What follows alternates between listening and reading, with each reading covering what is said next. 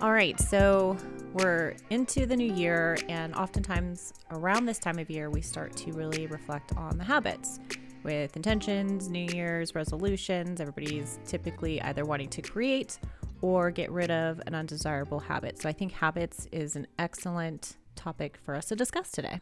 Yes, I think discussing habits in January just kind of goes with the jam of the new year vibe that you still get to be in. We're still in it for a little bit longer. I think it's after 3 weeks historically, or maybe it's an urban myth, where people's resolutions start to drop off. But really what we're talking about is, creating these habits. So what do you think is important about creating habits or talking about this topic today?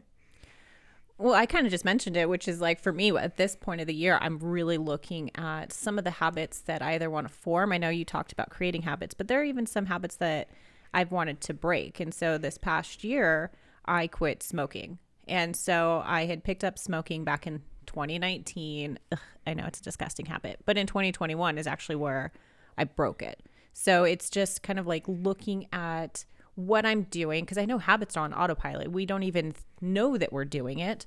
So increasing my self-awareness, looking at actions I would like to take, actions I'd like to stop taking. And so I just think the topic of habits is very fascinating. I agree. I think habits have been very fascinating. I've certainly been reading a lot on habits for a long time now. They're just, it's how we live our life. Like every single day comes down to our habits and how we do certain things in the way we do them. I mean, down to, maybe some of like the OCD things that some people might do of like eating their foods in certain orders, just things of that nature. But yeah, talking about habits during this time of year, it just seems like the right space to talk about it. But really, you can form or break a habit at any point. Doesn't need to necessarily be tied to a time or time and space, but if you can, there are benefits to doing that as well. I didn't realize how often we engage in habits. And when I was coming across one study said that approximately 45% of our day is spent engaging in behavior that are repeated in the same location almost every day. Mine's probably a little bit higher. And I think that maybe because of, the pandemic and, sheltering in place or whatever it is that you're doing to stay safe, I think, routines or habits have really probably increased. At least it has for me. Well, I mean, it's certainly like the habit of, washing our hands. Like I'm singing happy birthday to myself twice every single time. Yeah, especially right now with Omicron. Like I don't need no transformer getting me. Not today. So yeah, no, but that was something where it's like, yeah, I washed my hands, but it wasn't nearly as thorough as it has been since, March of 2020. Well, I guess that's true. Do you think it's easier to form a new habit than it is to end an old one? Oh, that's a great question. I think speaking for myself, I pick up habits very easily, and it's something that I'm aware of. And so I have to be careful because then it does take longer for me to break a habit. I think it depends on if the habit is desirable or not. Or obviously, like I said, I quit smoking. Obviously, that's a undesirable habit. But if it was like, okay, I am going to eat a piece of chocolate every morning, I'm sure that's a habit I could get behind pretty quickly. Whereas, trying to get to the gym 5 days a week, that's a less desirable habit. So I think it depends on if the habit's pleasurable. I think if it's desirable, I think you're more likely to form a new habit than it is to end one. It can certainly help if you, if it's something that you want to do, or if it's something that you pair with something that you want to do. That is a good strategy for creating a new habit. Because really what you're talking about, I think with any of these habits is what's the lifestyle that you want to have. Right. So, you no longer wanted to be a smoker. Okay, great. And, just so that you guys know, she's like a closet smoker when she was doing it. You would never know. Like I barely knew. And I was like, you're still smoking? Yeah. Like she's so incredibly, Sneaky. I'm super sneaky. sneaky. I was going to say good about it. And I was like, good and smoking. I don't know about that. But so it was just one of those things where you just wouldn't know. If you knew, you knew. But otherwise, even then it was like, oh yeah, no, I forgot you did that.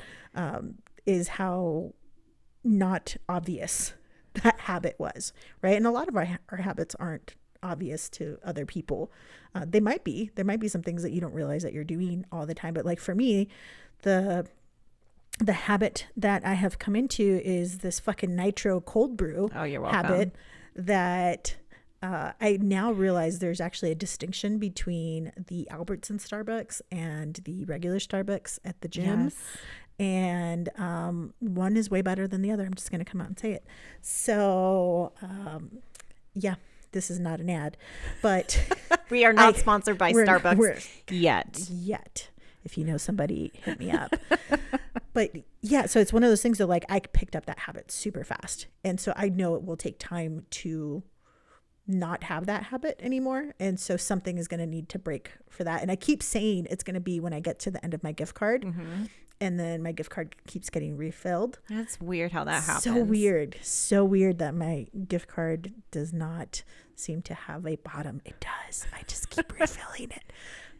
Or I get like, gift certificates. Matt's mom got a bunch of gift certificates for Christmas or no, for her birthday. Her birthday's in November. She's like, here, I know you like coffee. It's like, yeah, I do. Yes, I do. Yeah, I do. Thank you, Diane. Thank you. Let me fill up that bad boy. So as I was like compiling my show notes for this episode, when we're thinking of creating a new habit, I know that I used the word routine interchangeably with habits. I'm going to get into an exercise routine, but really I'm wanting it to be a habit. But there are just some things that can never be a habit. And that's because, according to like science, habits are done with basically little to no thought. Routines require intentional behaviors to be performed. So like exercising will always be like a routine. The problem is, according to this Harvard Business article that I was reading, was that many of us, when we're trying to create a new habit, basically skip this like idea that when we're engaging in these new behaviors, that it's actually a routine. Over time, though, those routines can become a habit. So, if you think about it, it's like we assume that the habits that we're trying to create will allow us to put like these tedious, unenjoyable, i.e. exercise, on autopilot. It won't. There's a reason why I don't go to the gym every day. It's because it's unpleasant. Well, part of it too can do with the reframing of it, right? So instead of saying like I'm trying to create a habit, one of the things that I'm able to do with some of my clients is maybe you ritualize it. Right. So, you were talking about, I think you were doing this off air, about a new skin regimen that you want to do. Right. And your quartz rolly thing on your face, like those things are like super just luxurious. I certainly like doing them every now and then. But like that kind of thing, instead of saying I want to make a habit of a new skincare routine and really start doing this, if you make it a ritual, there's something about, ritual. I want this new ritual in my life, or how can I add this as part of my morning routine, like you said, or ritual. These words can sometimes help people with whatever goal that they're trying to do, whether they're trying to create or trying to undo a bad habit. And so when we're talking about habits, we would be remiss if we didn't talk about Atomic Habits by James Clear. He's I don't know if leading authority is what I would give him, but he certainly talks about the micro changes that we're doing. And then of course my girl Gretchen Rubin, who I love. I think her book Better Than Before is the best habits book out there, but Atomic Habits has sold a gazillion copies. And really the thing that I took away mostly from his was the habit loop. And so you start with the cue for how the habit is created. Then that goes to a craving. Then there's your response and your reward. And so, what he says in the book is all behavior is driven by the desire to solve a problem. Sometimes the problem is that you notice something good and you want to obtain it. Sometimes the problem is that you're experiencing pain and you want to relieve it. Either way, the purpose of every habit is to solve the problems you face. And so he goes on to talk about, what you need to do is you need to change the response to still give yourself the proper reward. And that's how you're able to start making lasting changes, is really by, recognizing the cue, noticing, what am I craving here? Is it something that I want? Or is it some sort of pain that I'm trying to avoid? What is it?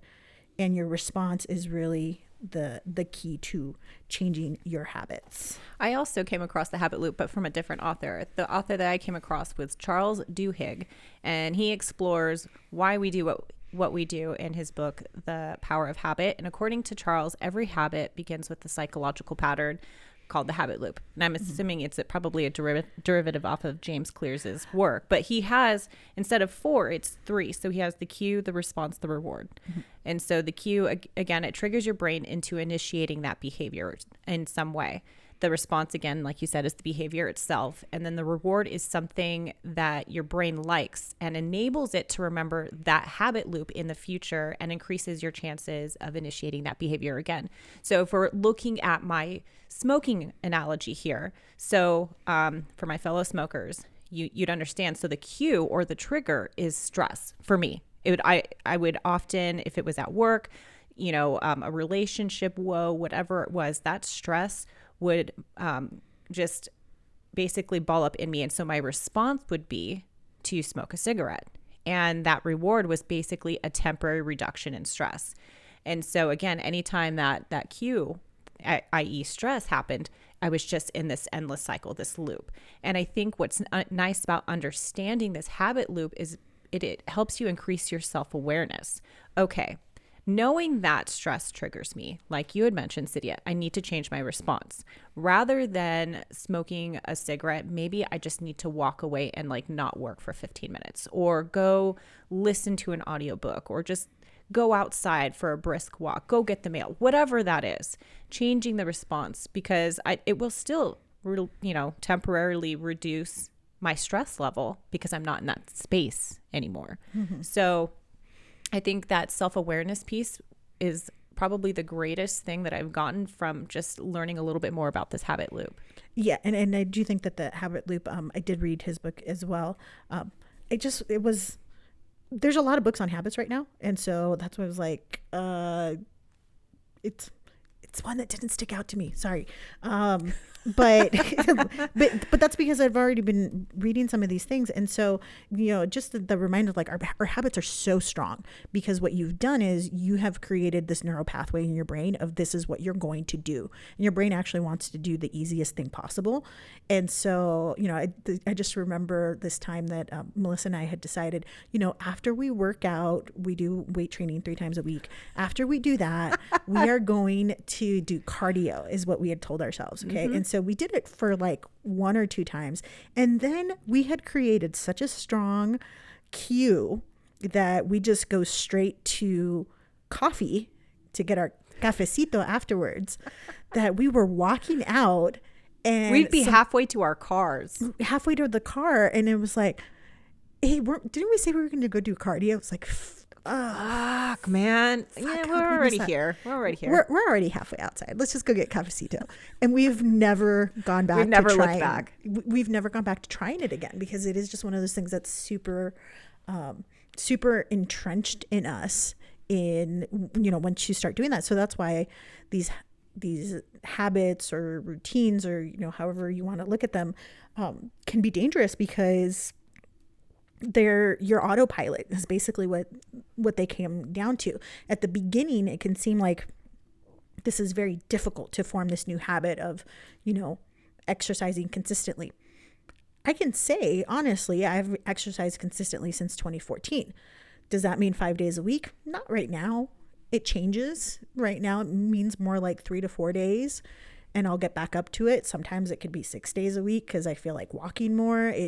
But I can say consistently, I have been active in doing that since that time period. Because the cue for me is I do it first thing in the morning. That's what really makes a difference. Even though I've played around with it and given myself the flexibility of, I can go for a walk in the middle of the day when it's really nice in Las Vegas, or I can do these other things. I know that there's a risk that I may not do it because all of my other obligations from the day may push that out. So for me, the strongest cue is just wake up, put on my gym clothes, and get the fuck out of the house.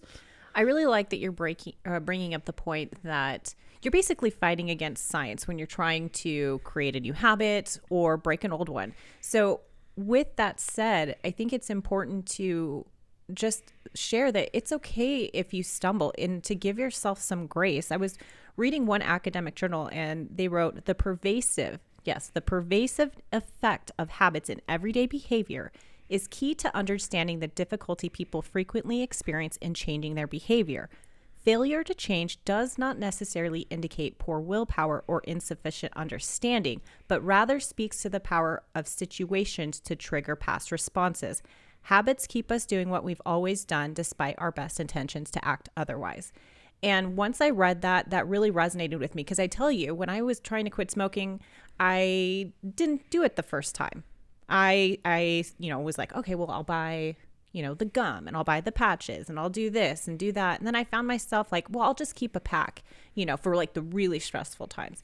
It's not a clear-cut line. So I think allowing yourself some grace and understanding that you are fighting, neuroplasticity, you're fighting neuroscience, your brain is working against you.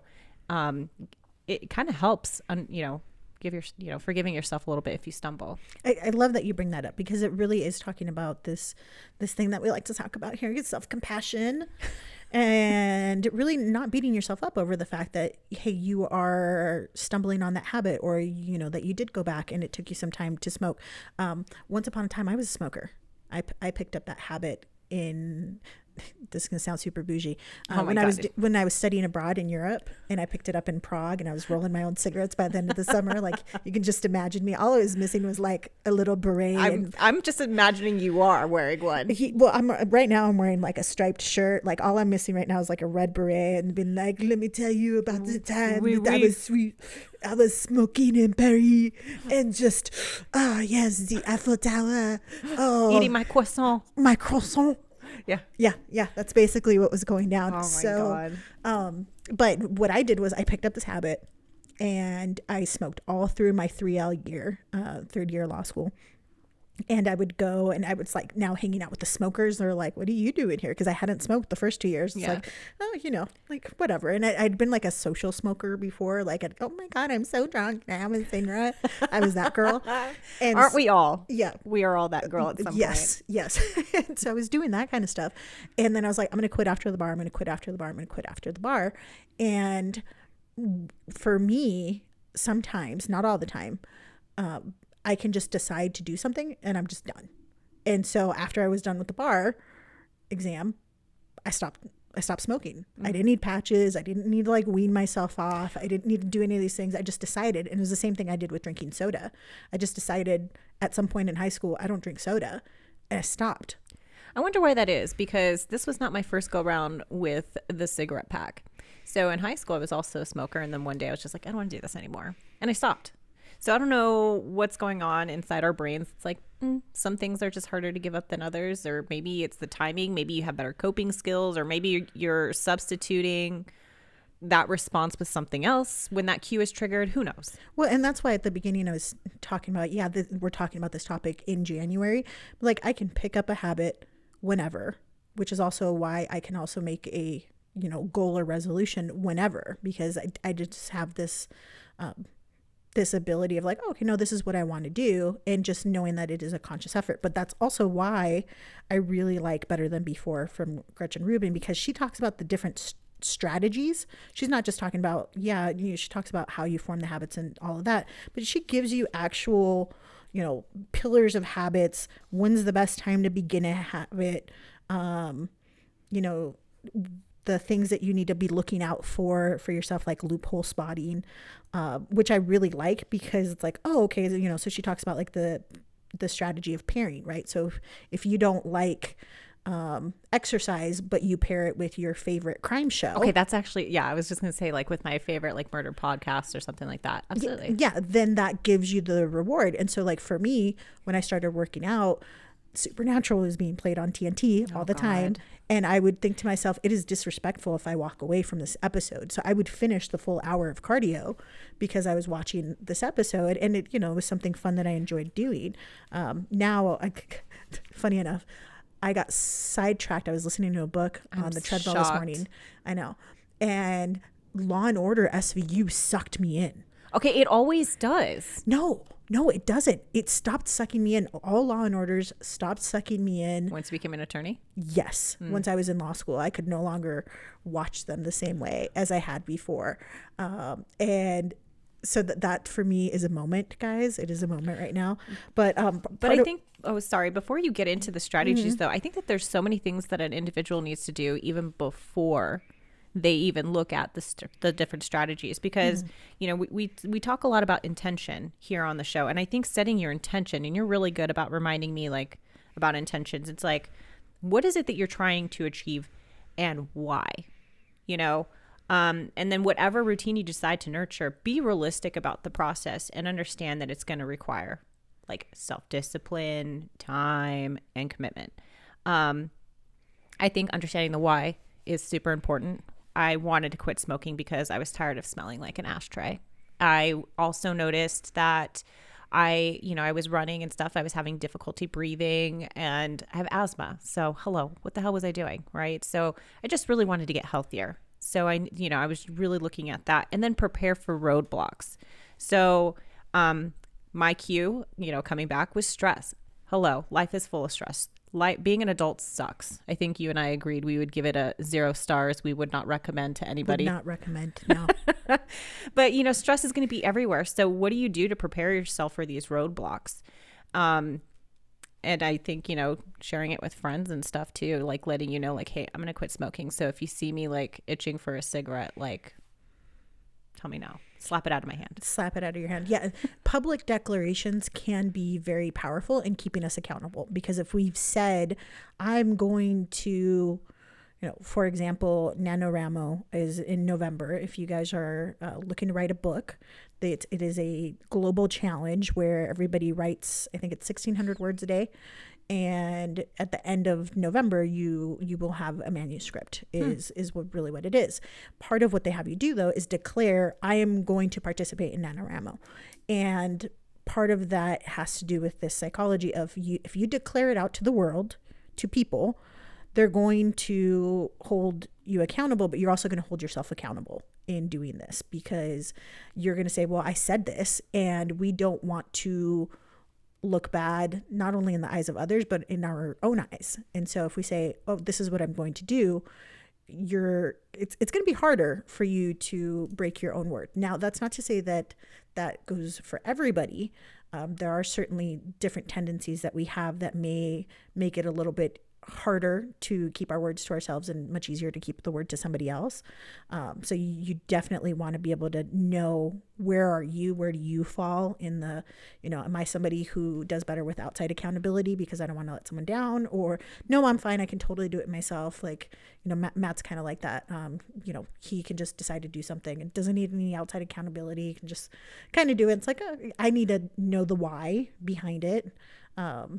In order to really understand and buy in, and then I can buy in, and some people are going to reject all of this, and some people are going to need that buddy system to be able to do things. And if you are at all familiar with what I'm talking about, I just laid out the framework for the 4 tendencies, also by Gretchen Rubin. No, I think that's so. I think the why is exceptionally important. I think it's what drives us in almost everything we do. There's a why, whether it's subconscious or not.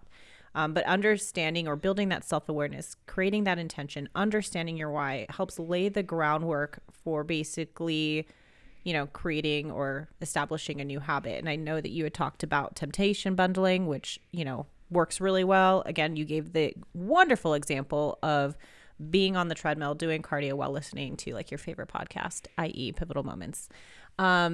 There was also something else that I came across that helped me when I was trying to quit smoking. And it kind of reminded me of the intention setting episode where we were talking about vision boarding, and you're like, well, let's just do like a micro vision board. This one was actually setting like a micro habit. So rather than saying like, I'm going to quit smoking by today, like I'm going cold turkey. All right, well, let me just, instead of having, 5 cigarettes a day, I'm going to go down to one. Let me just set a small micro habit to just like one cigarette at the end of the day to like end my day. And then you can slowly taper off. So I found that setting micro habits has really helped me start to build the behavior that I want to see in myself. And you're absolutely right. It is one of those things where sometimes we try to, eat the whole elephant. And well, you can't do that. You can't eat the whole thing in one sitting. And so breaking it up like that is actually a phenomenal way to get started.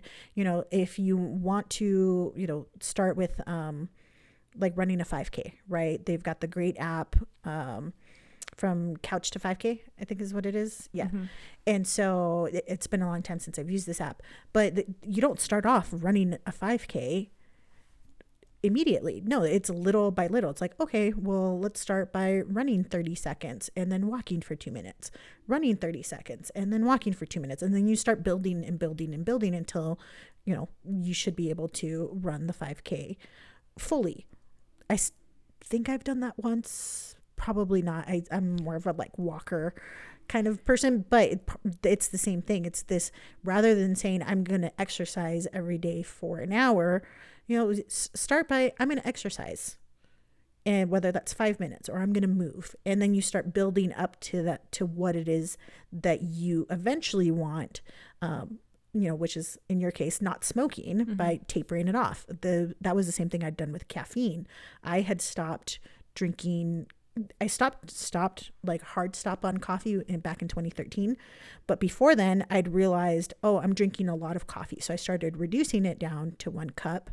And then we had an opportunity, because we got a stomach bug. We were out for like 5 days, and I realized, I don't have any caffeine in my system right now. Let me keep this going. And so that one was actually called the clean slate strategy, which, I had a clean slate and I just rolled with it, and it made it super easy until the summer of 2021, where I am a terrible influence. Nitro. Really, it's the sweet cream in the nitro. It's like half sweet cream, half nitro for her. It is. Yes. Yes. And it is so delicious. But it is something that I'm mindful of, this habit that I have picked up. Because I could enjoy a cup of coffee every now and then, but it wasn't that I was totally caffeine free. I'd replace my caffeine intake with tea, which mm-hmm. just has a lower concentrate, and I wasn't getting headaches over the weekend. That was my big motivator. Right now, I'm not getting headaches. If I start getting caffeine withdrawal headaches, I will cut this habit completely. Don't look so sad. I am. What bringing you down with me? Yeah, no. So those are some of the strategies. I love the clean slate strategy. That's actually one of my favorites, because it is one of those ones that you can do like at the beginning of a year or beginning of a new job, or if you're moving to a new place. So when you're talking about clean slate, it's, the example you gave was a stomach bug. So is it like some outside experience or like a life change or shift that causes that? Yeah. So when you have a life-changing event, uh-huh. So say you start a new job. Okay. You have a clean slate. You're going to have a new routine. And so if you're like, well, I want to not listen to anything on my commute, I want to just start doing that. That is a great time for you to start that habit. It's a great time for you to start reinforcing that, because you're going to tie it to this. You're doing a couple things. You're tying it to this new commute that you have, this other goal, and then you can build off of that. How I was able to establish my exercise habit was I paired it with a new job. So it was the pairing and a clean slate. So using multiple strategies and not even really knowing at the time. And that's the other thing. I just want to make that very clear to everybody.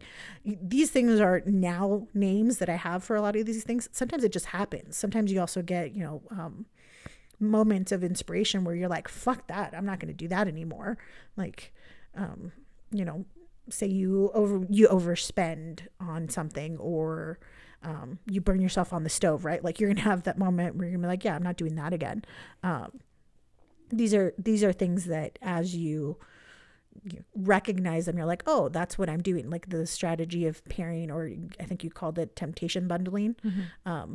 Those are just tools or names that we're using But I'm sure you've got plenty of strategies yourself on how to create these habits. I think the main thing is knowing what works best for you. I know for me, a clean slate is a great opportunity for me to start something new, because I've seen it throughout my life several different times when I've wanted to do something additional or something a little bit more aspirational. If I've tied it to some sort of, pivotal moment, a life-changing event, it sticks for the long term. I like that. I think, I think strategies, the strategies, maybe they vary based on the type of habit you're trying to build. What I would really hope that our listeners also walk away with too is just a better understanding of habits, how habits are formed. Dear Lord, that was hard to say. I would like you to know how habits are formed and understanding that loop to help increase your awareness in terms of identifying your cue, and understanding what your response is to that cue. And then also too, what are you feeling afterwards? What does that response provide you? And understanding that any point of those, like at any situation within that loop, you can change it, but primarily you do want to change the response. So I hope that it increases their self-awareness so that they can then engage or choose a strategy that works well for them. That's it for this episode. Find us on Instagram at Pivotal Moments HQ for all the behind the scenes and sister-like banter you know and love. We want to thank our producer and music director, Ron Johnson. This has been an Esther Nemekis DMR and Pug Productions podcast.